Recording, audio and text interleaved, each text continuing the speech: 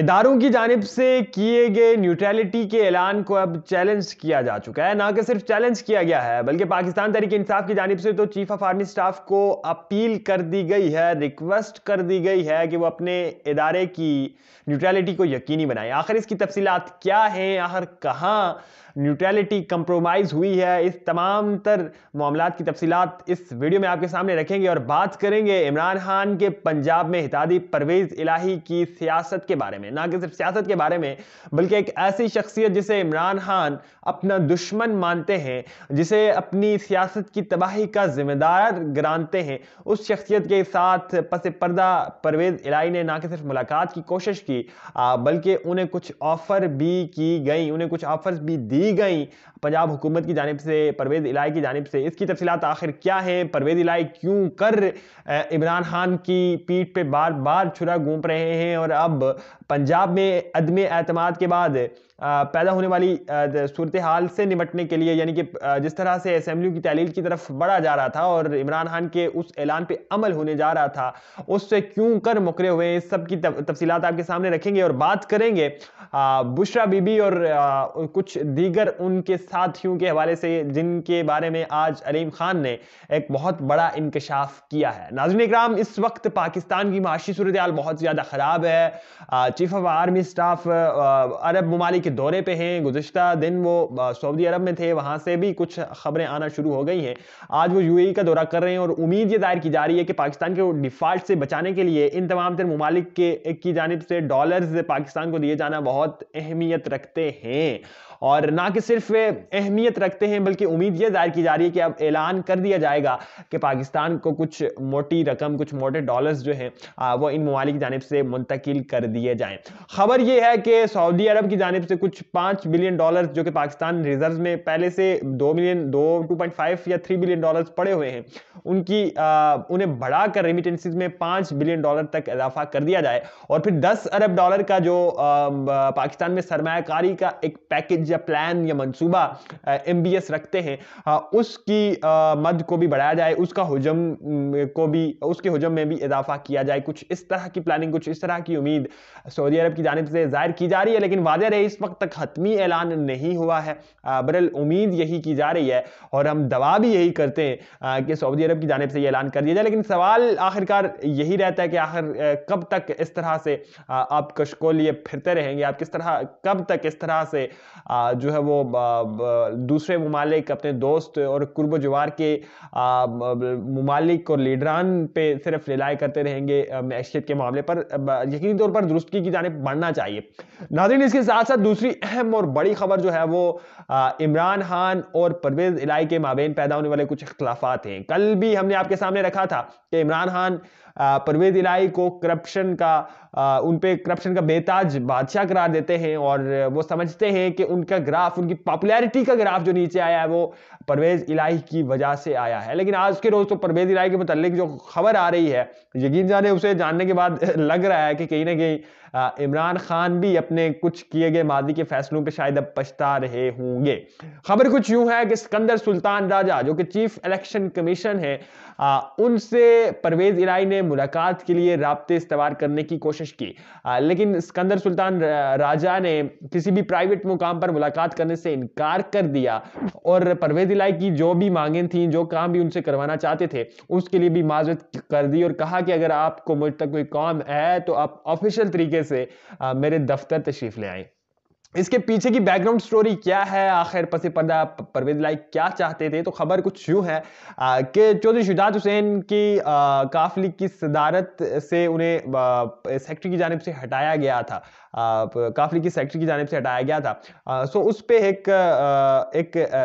Election commission ने एक फैसला दे रखा था जिसके तहत वो दोबारा से सदारत पर बहाल हो गए थे। अब परवेज इलाही उन्हें ये ऑफर कर रहे थे कि आप पंजाब में जिस शख्सियत की भी चाहें, जिस जगह भी चाहें तैनातियां करवा लीजिए, आप किसी भी अफसर को अगर पंजाब में तैनात करवाना चाहते हैं या उनके तबादले करवाना चाहते हैं तो आपके लिए ये हाउस ओपन है। और इसके अलावा भी डेफिनेटली अगर ये यहाँ तक ऑफर्स की गई हैं तो इसके अलावा कुछ दीगर ऑफर्स भी की गई होंगी, वो पैसों की मद में, ज़मीनात के मद में, और इससे बढ़कर किसी और सिलसिले के तहत भी, कुछ नई चीज़ के तहत भी कुछ ऑफर्स डेफिनेटली सिकंदर सुल्तान राजा को की गई होंगी कि आप हमारा ये काम कर लें और अपनी ये तमाम तरह अपने मफादात आप हमसे उठा लें। लेकिन सिकंदर सुल्तान राजा ने उन्हें ना करते हुए उनसे माजरत की और कहा कि आपने अगर कोई काम करवाना है या कोई बात करनी है तो आप कानून और आइन के तहत हमारे दफ्तर में तशरीफ ले आए और हम उस पर बात कर सकते हैं। बहरहाल अहम बात यह है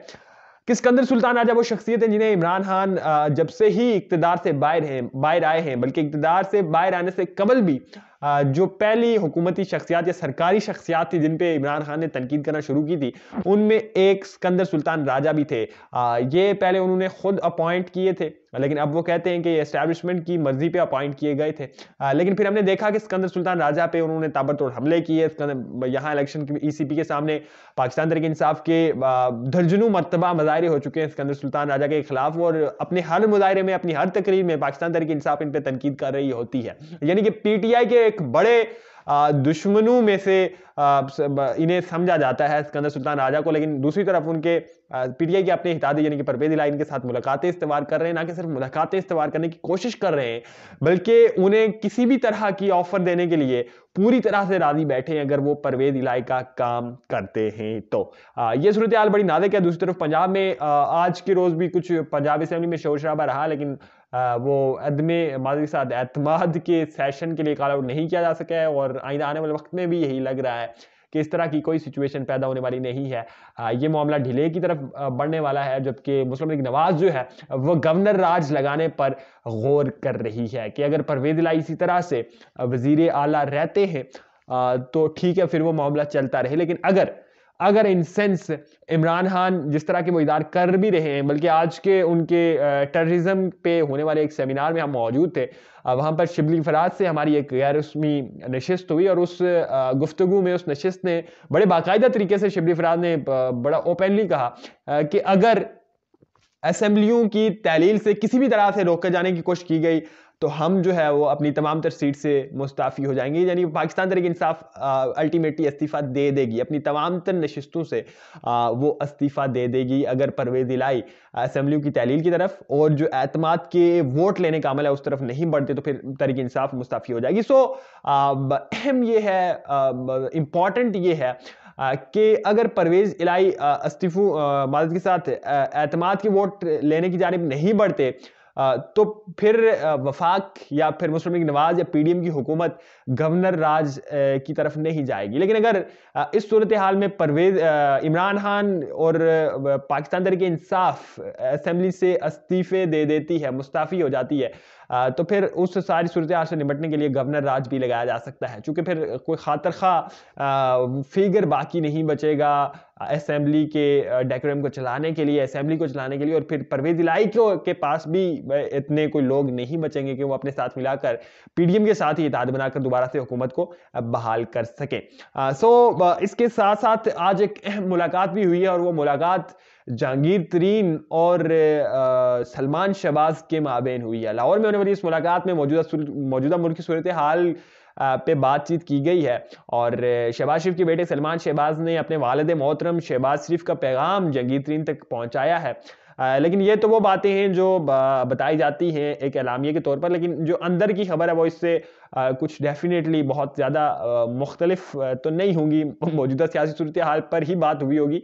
लेकिन कुछ प्लानिंग्स की गई हैं कि किस तरह से इमरान खान के इस बूम को, इमरान खान की इस पॉपुलैरिटी को टैकल किया जाए, और हुकूमत अगर आइंदा आने वाले वक्त में इस माशी इमरजेंसी से निपट जाती है और इलेक्शन की तरफ बढ़ा जाता है तो फिर क्या ऐसा स्टेप होगा कि इमरान खान को दोबारा एक भारी अक्सरियत के साथ इक्तदार में आने से रोका जाए। इस सारी सूरत हाल पर अब मनसूबा साजी जारी है, और इसी तनाज़र में अफगानिस्तान के साथ बलोचिस्तान में और जनूबी पंजाब में और सिंध में इमरान खान के मुखालिफ जो धड़े हैं उन्हें दोबारा से यकजा किया जा रहा है। नाज़रीन, आखिर में आपके सामने रखेंगे पाकिस्तान तहरीक इंसाफ की जानिब से न्यूट्रलिटी यानी कि अदारों की जानिब से किए गए ऐलान कि हम न्यूट्रल हैं उसे चैलेंज कर दिया गया और फवाद चौधरी ने बड़े ही बाकायदा तौर पर प्रेस कॉन्फ्रेंस करते हुए ये कह दिया है, आर्मी चीफ से ये अपील की है कि खुदारा आप अपने इदारे की न्यूट्रलिटी को यकीनी बनाएं। हमारे लोगों को कॉल्स की जा रही हैं, हमारी एक MPA मूमिना समथिंग उनका नाम है माज के साथ, उन्हें कुछ 5 करोड़ की रकम देकर लोटा बना दिया गया है। अब वो वापस अपने इलाके में किस तरह से लौटेंगे, किस तरह से लोगों को फेस करेंगे, डेफिनेटली ये तो उन पे मबनी है, उन पे ये काम, ये उन पे उनकी जिम्मेदारी है। लेकिन जिस तरह से हमारे लोगों को कॉल्स आ रही हैं, जिस तरह से लोगों को उठाया जा रहा है, इन तमाम तर चीज़ों को देखकर ये लगता है और इशारा इसी जानिब है कि कुछ लोग न्यूट्रल नहीं हैं। इसी वजह से